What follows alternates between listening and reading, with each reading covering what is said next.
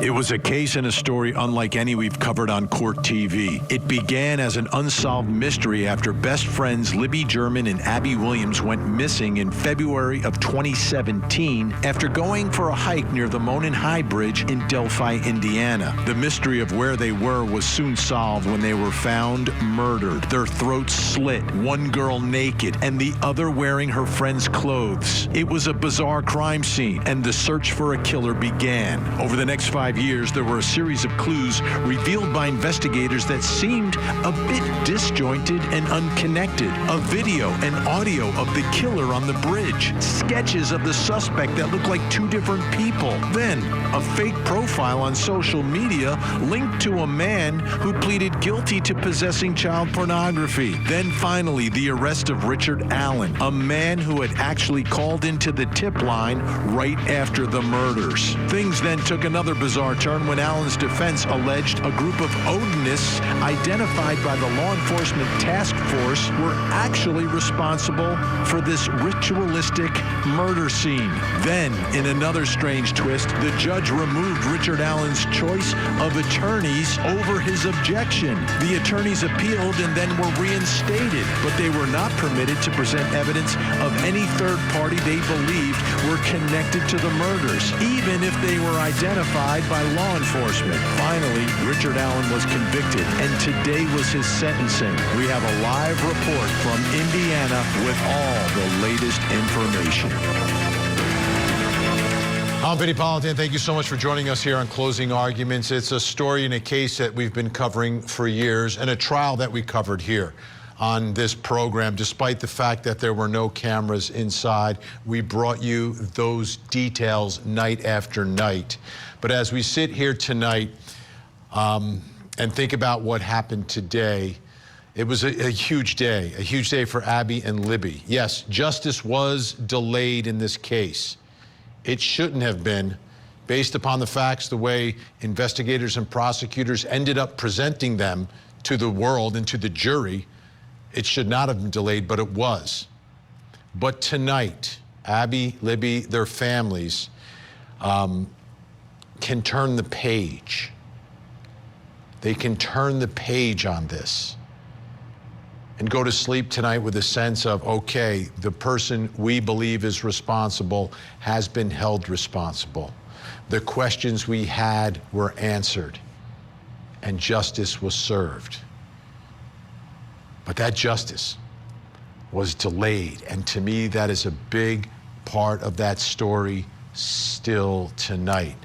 Now, if you look on the other side of the courtroom and all this, for Richard Allen, was justice denied? That's what he's claiming, that justice was denied to him, that the truth did not come out inside that courtroom, that the jury didn't hear what he and his attorneys had to say, that he is an innocent man. And the jury has spoken and said, no, you're not an innocent man. You're guilty beyond any and all reasonable doubt. But he's holding on to that as he gets ready to serve his sentence of 130 years in prison. Obviously, there will be appeals.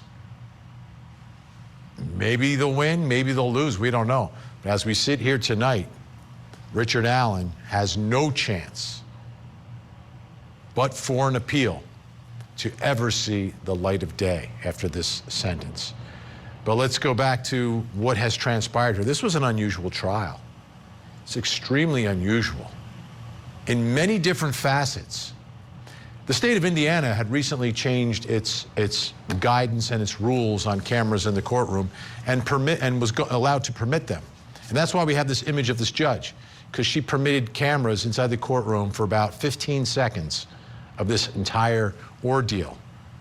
And then tossed the cameras out because she said that someone did something with the video that they weren't supposed to do. Still can't figure it out. But that's just from our perspective. What's more important is the actual trial, the search for the truth. And this was a case where the judge took the defendant's counsel of choice, like his attorneys, and took him off the case. I've never seen that before. They had to take this to the appellate courts to get put back on the case. a case that they're doing pro bono. But his defense attorneys had to litigate and had to fight to be able to represent him. That is strange. That is bizarre. The overriding gag order and the secretive nature of everything that's happening in this case was unusual. And then the rulings.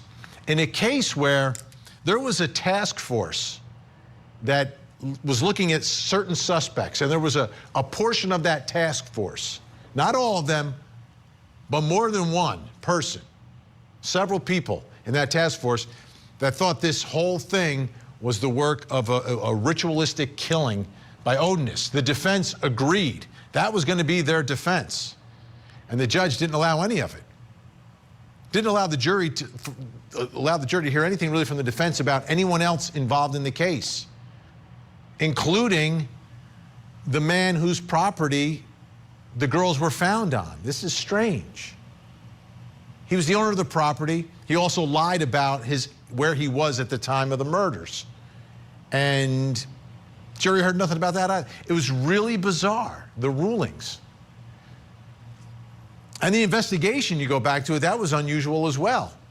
Because the man they ended up charging, Richard Allen, the man who's convicted, the man who's serving the rest of his life in prison, the day that they put out that image of the bridge guy, he called the tip line. And they followed up on that, and he said, I was there that day. And then they sat on that information for 5 years in the biggest case that they've ever had, the biggest investigation that they seemingly were stumped for 5 years. The guy who they convicted called the tip line himself and said, I was there, and they did zero follow-up on that. Like, how could you, in a case like that, how is not the first thing, right, who was there that day? All right, guys, we're going to take a fresh look at this. Who was there that day? Like, it was unusual. Everything was.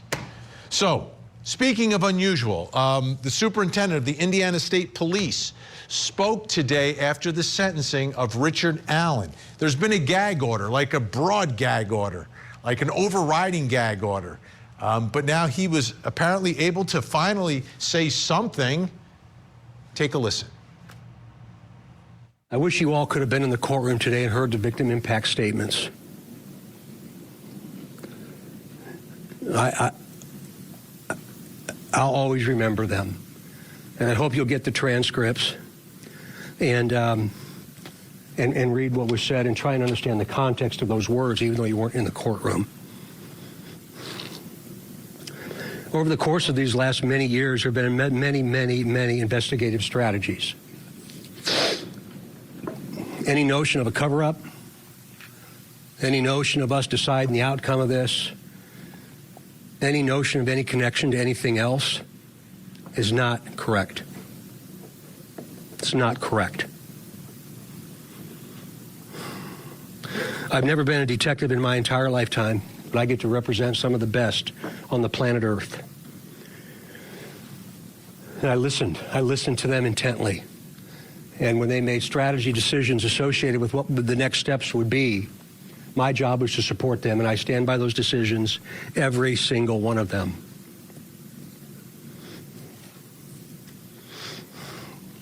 The gag order. We lived by that. We lived by that gag order. The defense did not. And it cost a human life. Anybody that shares those photographs of those two little girls should be held accountable, whether they're in the public sphere, whether they're emailed to you, whether you found them in a place you didn't want them to see. I hope that if you ever see them, you'll picture your own children as Abby and Libby. I'll never forgive that. I will never, ever forgive that. We lived by the gag order. Documents were released from the defense that drove a public narrative that many of you talked about.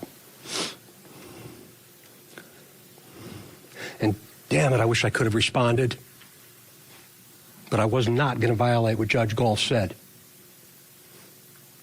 So they were able to get these documents out there and create a public narrative that you and many others, many of you, and many others believed around the globe. Baldwin and Rossi are responsible for that, not this team.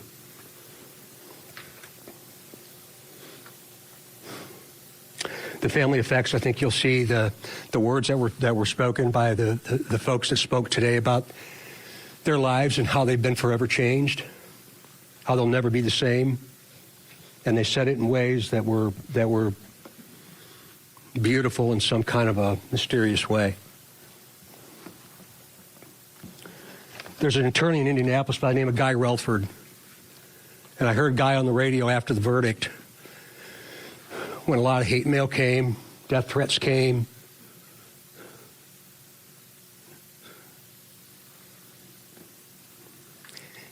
And I heard Guy Relford say that day on the radio, and I called him 15 minutes after he said it. And after 40 years in this business, I never thought about the jury's perspective. But he said the only people that mattered in that courtroom was the jury. And he went on to talk about, he's a very bright attorney, he went on to talk about what they can see that we can't, that you couldn't. They could see the defense, they could see the state, they could see the witnesses, feel the emotion, and they could see Richard Allen. I've never thought about that perspective because we have a singular view most times. You, me, it's human nature. Judge Gall was the keeper of the peace in that courtroom, but the people that mattered were those 12 jurors. And we have a system of justice that allows them to decide the fate of a human being. That's what our founders had established. And that's what they did. I hope you all understand that what you say and how you report matters more than you can ever possibly comprehend. This is an opportunity for us to all learn about what social media is and isn't, what we should do and what we shouldn't, and understand that their words have consequences to other human beings. I appreciated Guy's perspective, and it changed my view of the criminal proceeding. Richard Allen knew. How about we hit that reset button and understand that justice in this country was served, and if you don't like justice in this country, go do another one. Let's heal. Tone down the rhetoric. Stop all the politics and all the nonsense and all the conspiracy theories, and understand that we all tried the best we could. That should be the message to us and to our kids and to this most amazing place we call the United States of America.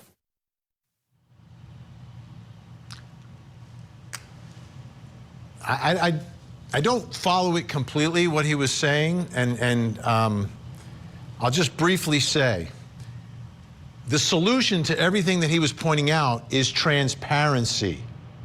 And the lack of transparency created all those things he was talking about. And there was no transparency in the state of Indiana through the investigation and through the trial. And he started off by saying, I wish you could be in the courtroom. Well, guess what? We could have been. We could have had our cameras in there and our microphones. We would have seen Richard Allen. We would have seen the witnesses. We would have heard the evidence. You want the narrative to change on social media? Let the people see the trial. What are you talking about? What are you talking about? Everything you complained about gets fixed with transparency, which you all lacked, led by the judge. He's like going bonkers on social media and the media. Like what we did was wrong? You should have been in that courtroom. You told us not to be there. All right, I've done enough. I'm off the soapbox. Joining us live from Indiana, Court TV senior producer Barbara McDonald, who was there and was in the courtroom, and I'm so glad she was. Wow, that was strange. That was really strange. I'm sorry. I'm just going to call it like I see it, because he was throwing shade at the media. He was throwing shade at social media. You know, transparency is the disinfectant. Go down to Florida, learn how to do it. I'm sorry. Barbara, tell us what happened inside at the sentencing. It was a very quick hearing, Vinnie. It was about an hour and 5 minutes. The defense chose not to bring any witnesses, not talk about any evidence, not say much of anything at all. They filed a sentencing memo that they said spoke for what they had to say. So we heard from one witness, Jerry Holman, the lead investigator for Indiana State Police, and we heard from 6 family members of Abby and Libby in those victim impact statements that were very emotional and very angry, not only talking about everything that they've lost and the pain and the fear that they have lived with all these years, but also a lot of very harsh words for the defense, that some family members accused of re-victimizing them by some of the efforts that they took to defend Richard Allen from these charges, doing their job, essentially. And that carried over to the press conference as well, with several people commenting about the defense putting out this narrative through that Odinism report and things like that. One interesting moment in court was when Richard Allen was actually being sentenced and the judge was looking straight at him. She did not ask him to stand. And she said, she spoke about the carnage that he left behind and how that's going to cause generational trauma to these families. And then she paused, looked at him and said, and now you're going to roll your eyes at me like you've done throughout this trial. That was something that none of us in the gallery had been aware of. Obviously, we sit behind him in court. We can't see his face. I had not heard any allegations previously that he had been rolling his eyes during the trial. That was something I asked the prosecutor, or the prosecutor was asked about it during the press conference. And I think we have a little bit of that sound as well. Okay, let's take a listen. No, I had no idea. I heard Nick was asked that same question, and he didn't see it either. I bet the jury did. But again, the jury sees both sides, the state, the defense, the witnesses, Richard Allen, sees how people come in, how they go, but even Nick didn't notice it. Yeah, so nobody really noticed that in court at all, but perhaps the jury did, Vinnie. All right, let's get back to the press conference, Barbara. And by the way, when it comes to the family and everything else, that's why our cameras want to be there, to capture those moments so the public understands. Mm-hmm. Like it's radio silence, like it's nothing. I hope you read the transcripts. Nobody's going to read the transcripts, let's be honest. Are you providing the... No, we could have seen and heard all of this to understand the case. How do you trust the system of justice? He wants us, he's telling us how great the system is. I say that all the time. But how can people trust it if you don't see it in action, if everything is done in darkness? Crazy. Absolutely. Absolutely. And there's so many ways that the cameras can be accommodated in court. Even the court can provide a camera in the back of the courtroom to make the process easier. And I think that was badly needed in this case. All right. So let's tell us about this press conference, because this was, and we showed a piece of it, but there was a lot more to this whole thing. Yeah, so they did take a few questions. Only the prosecutor responded to the questions. At one point, somebody tried to ask Superintendent Carter a question, and Nick said he's not going to be answering right now. I'm answering the questions. And the question that I had was, you know, throughout this process, they have said they can't clear all these other men that they looked at, some of the men that the defense talked about, other men, Ron Logan, Kegan Kline. And so that was my question, was now can you clear those men? You have caught the person that you say did this by himself. You have sentenced him to 130 years. Are those other men cleared? And it was an interesting response. Does now mean that all the other men are cleared? Can you use that word? Who is all the other men? The other men that were looked at during the course of the investigation that you always said we couldn't say that they're cleared. Can you now say they're cleared? I may not use that word cleared, but what I can tell you is we don't have any other evidence that ties them to the offense at this time. And I asked Superintendent Carter about that when I had a chance to talk to him one-on-one after that press conference. Here's what he had to say. We don't say clear to anybody. I appreciate the question. I appreciate it when you asked it in there. You know, human behavior is kind of interesting, isn't it? It's fascinating.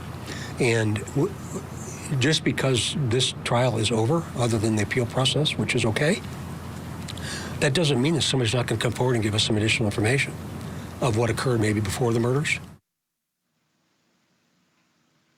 And that's rather interesting, what occurred before the murders. You know, that was something I wanted to hear during the trial. What was exactly going on for Richard Allen in his head? What was going on in his life? And that was something we did not hear at trial. We only heard about what he did that day leading up to the murders. And so I think there's still a lot of unanswered questions for a lot of people, Vinnie, that, you know, I asked Superintendent Carter also, is the tip line going to stay open? And he said yes. Interesting. Well, I mean, you're in a much different perspective than most of us, right? You got to see the trial and hear the evidence, so you have something to draw upon. The rest of us, obviously, we listened to your reporting, et cetera, but we didn't get to experience, we didn't get to see it, we didn't get to hear it. And that's such a disservice, especially for a case like this. Especially for a case like this, where you're dealing with all of these other theories, other suspects, the defense is saying all these other things. Like, all right, let's see the evidence. Does it all make sense? And that's how you cure it. I still don't get their tact. All right, how about the defense? Did they speak today?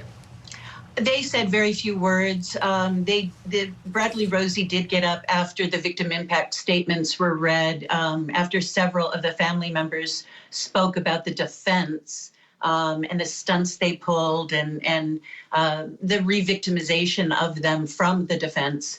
And he's just asked the judge not to consider any of those comments that were about the defense attorneys in her sentencing of Richard Allen.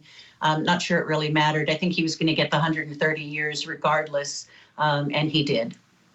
Yeah, he was getting the max. Like, we know he was getting the max, right? And if he did what he did and the jury said he did what he did, he should get the max. Absolutely. Right, 130 is less than, I guess, life without parole. So it's, it sounds like a lot, but it's, life without parole to me is a more severe sentence. But 130, that's, it gets the job done. Somebody who does what he got convicted of doing should never walk a free man again. I mean, that's, to me, that's obvious. There's really no wiggle room there. Barbara McDonald, great job. Fantastic, as always. Thank you so much. When we come back, we're going to speak with a private investigator who has worked this case, plus coming up next hour.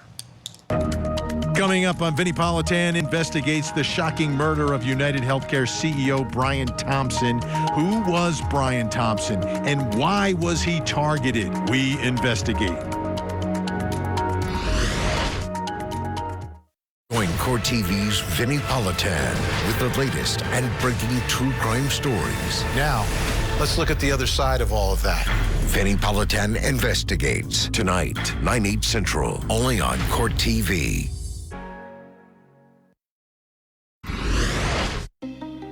Finally, I'd be remiss if I didn't thank Abby and Libby themselves.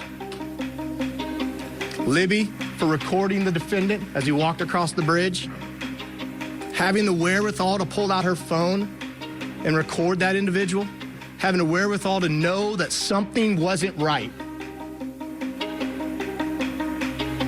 Arguably the biggest piece of evidence that we had, that recording of their killer. And then to Abby for hiding the phone from the killer so that he couldn't take it with him, hiding the phone so that law enforcement could find it and get that piece of evidence that Libby had collected. Without the efforts from those two little girls, we wouldn't be here today. So Abby and Libby, thank you. Hey, we've been saying that for years, how important and how brave everything associated with the video that was taken. And that was the prosecutor in the case. I want to take you through a little timeline map of everything that happened just to refresh your recollections about this case. 126, Bree Wilbur is sitting on a bench near Mears Gate entrance to the trails when she sees this bridge guy, right? This is the guy on the video, the bridge guy, the killer. 143, Kelsey German drops Abby and Libby off across from Mears Farm. 2 o'clock, Betsy Blair sees the bridge guy on the first platform of the Monon High Bridge and said he seemed to be looking for someone. 2 o'clock, Betsy Blair is walking away from the Monon High Bridge as she passes Abby and Libby, who are walking towards the bridge. At 2:13, this is the video. Bridge guy is captured in video on Libby German's phone. At 2:32, that's when Libby's phone stops moving. 3:56, Sarah Carbaugh is driving past the Hoosier Harvest store on County Road 300 North when she sees a muddy, bloody man walking west on the north side of 300 North away from the Monon High Bridge. These are the pieces we've been able to put together, right? Even though we didn't see the trial. But let me bring in some guests who did see the trial. Joining me, criminal defense attorney, host of the Defense Diaries podcast, was in the courtroom for the trial, Bob Motta, and private investigator, worked on the case for nearly 2 years, is close with Richard Allen's family. Erica Morse is with us. Thank you both for being here. Erica, it's been a while since I've talked to you about this case. So let's talk about this case. Let's start first with Richard Allen. His wife, Kathy, wasn't there today, right? No one from the Allen family attended. That was an ongoing discussion between Rick and his family for about the last 2 weeks, Vinnie, as to whether or not they should go. And the decision was made that if Rick's advisement by the defense attorneys was to not participate in the pre-sentencing investigation report, and for good reason, that the family would stand with him in solidarity and not accept the verdict by refusing to show up. It is unfair to watch this family, or to ask this family to watch this man be sentenced for crimes he did not commit in a trial that has to be redone. So, Erica, tell me, why do you believe he did not commit this horrific double murder? Oh, well, Vinnie, we only have, 20 minutes to talk about it tonight. The Frank's memo. Frank's memo, which was not a concoction of the defense team. It was a highly and very thoroughly investigated extension of a report created by an FBI task force who developed that theory. And the man who authored that report died at the hands of an Odinist prison guard 5 days after he turned that report in. Wait. Say that again? Mm-hmm. To tell you, Vinnie. Bob, back me on this. Am I lying? No, she's talking about Greg Ferenczi, who was one of the 3 authors of the Odin report that Click, Ferenczi, and Kevin Murphy all put together because they continued that line of investigation for years until Greg Ferenczi was killed, and that was in front of a federal building shortly after he turned in that document. Explain this to how was he killed? So the man who was killed was working for the FBI or was part of the task force? Who exactly was he? He was one of the 3 members of the task force tasked with investigating all of the tips related, and I mean all of the tips related to a particular group of individuals.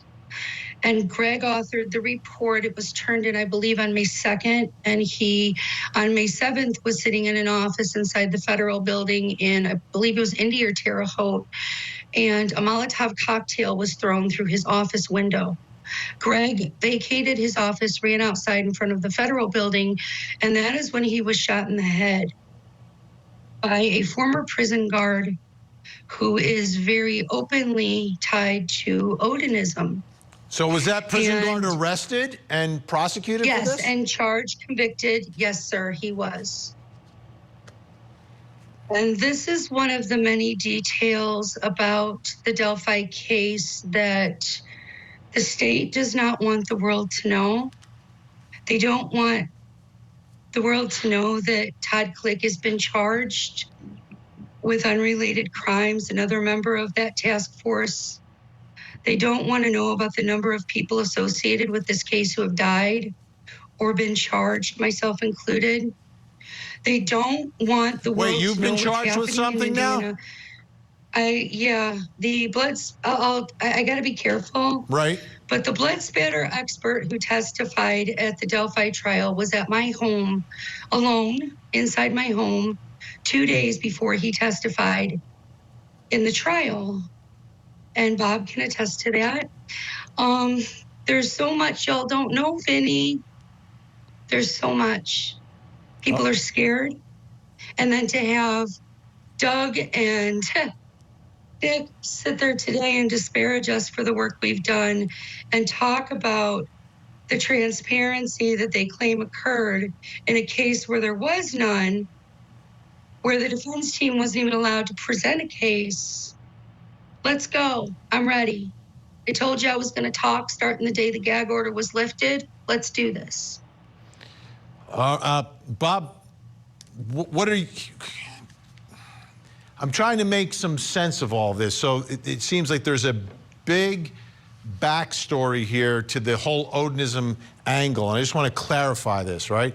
So there's a task force that's part of law enforcement, and there's some members of this task force who had a different theory. They did not believe Richard Allen, or Richard Allen wasn't even on the radar yet for anyone, but they believed that the murder of these two girls was connected to some sort of Odinistic or Odinistic group ritual killing. And what you're telling me is that one member of that group who authored that report is no longer alive. Another one's been arrested for something? Right before trial. Right before trial. Unrelated to the case, but is he law enforcement or is she law enforcement? Like the people on this task force, were they law enforcement officers? Oh yeah, these were all longtime cops. These were all decorated. I mean, just Google Greg Ferenczi. You'll see immediately this guy was highly respected. All of these cops were longtime cops.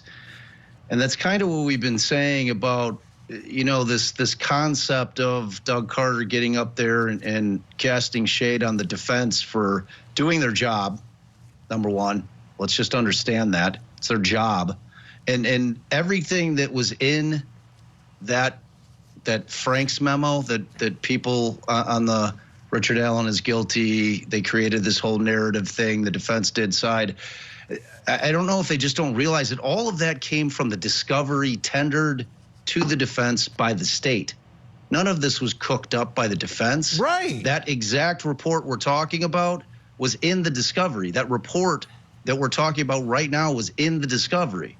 So when they start talking to these cops, obviously Ferenczi wasn't there to talk to, but the defense called Click, deposed Click. They deposed Kevin Murphy or called Kevin Murphy. They were like, what is this all about? You know, like, does this thing have legs? Wow. You know, I mean, everything that was in that Frank's memo. Stay where you are. Don't go anywhere. When we come back, we'll discuss more of these explosive revelations next.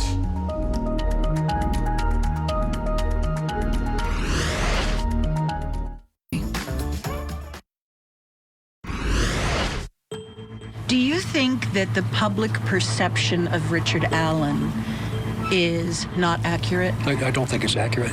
Richard Allen's a murderer. Okay, Richard Allen today was sentenced to 130 years in prison for the Delphi murders. But right now we're going over some explosive revelations that are being brought by a private investigator who's investigated this case for 2 years. She is with us, Erica Morse, along with Bob Mata, criminal defense attorney, host of Defense Diaries.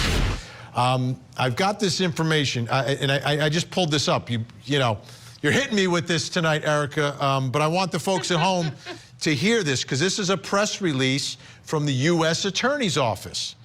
A federal grand jury in Indianapolis returned an indictment today, and obviously this goes back in time to 2022, charging a Terre Haute man with the murder of a federal officer, attempted arson of federal property, and using a firearm during a crime of violence causing death. The charges against Shane Meehan, 45, stem from the July 7th, 2021 killing of Terre Haute Police Detective and FBI Task Force Officer Gregory Ferenczi. Meehan was previously charged by a federal criminal complaint. According to court documents, on July 7th, Meehan drove his pickup truck to the gate of the FBI resident agency building in Terre Haute. Meehan exited his truck and threw a Molotov cocktail toward the building. Shortly thereafter, Terre Haute Police Detective and FBI Task Force Officer Gregory Ferenczi walked out of the building, just like you said, and was confronted by Meehan, who was holding a firearm. Meehan shot Ferenczi, who died of his injuries. Now, the U.S. Attorney doesn't indicate anything about the investigation or the report connected to Odinism, but what you're saying is the report is handed in 5 days before this happened? The report was turned in on the 2nd of May, and Greg was killed on the 7th. Wow.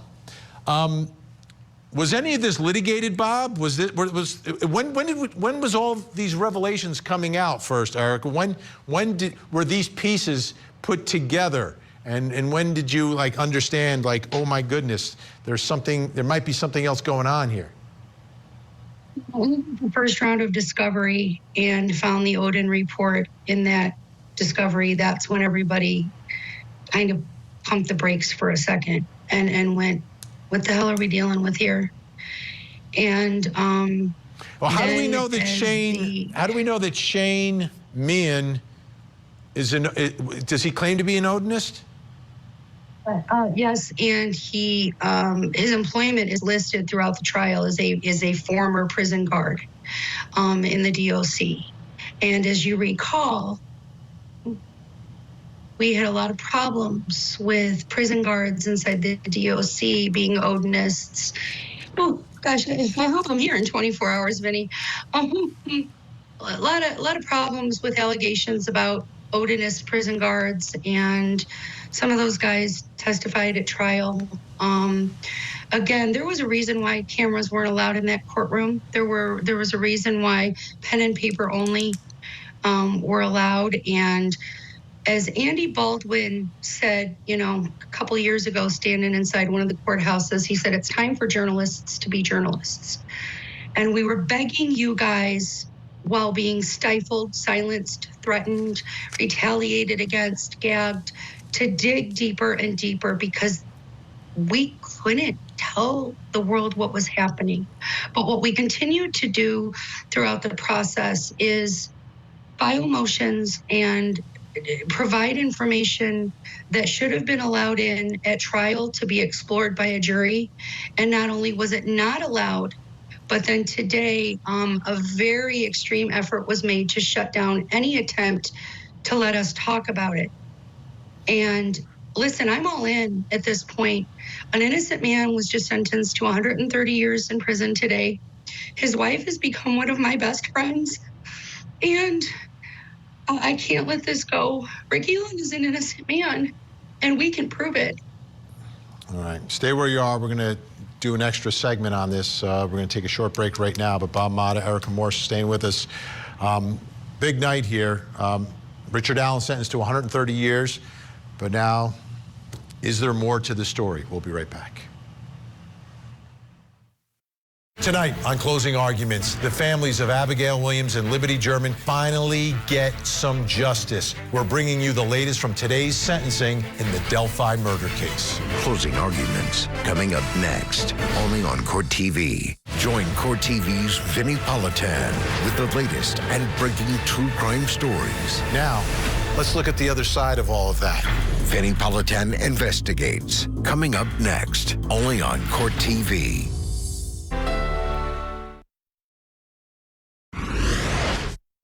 Baldwin, can you provide any comment? Journalism. It's time for you guys to start being journalists. That was the call from Richard Allen's attorney in the Delphi murder case. And we're in the midst of doing some of that right now on this program. Welcome back. Richard Allen, 130 years. He was sentenced today. presented no evidence, said nothing. They're going, banking on the appellate process in all of this. Erica Morse is with us, private investigator, has worked this case for 2 years. Bob Motta knows this case inside out, has been covering it in defense diaries. Bob Motta's a great attorney.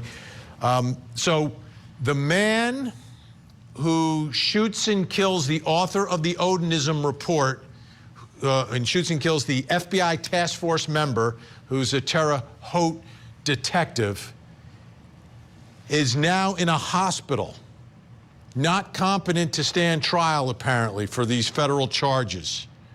He's having mental issues. So I don't know what's going on there.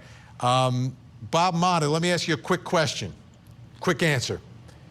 What can the defense team do with this information? And does this become anything that can be used to get a new trial?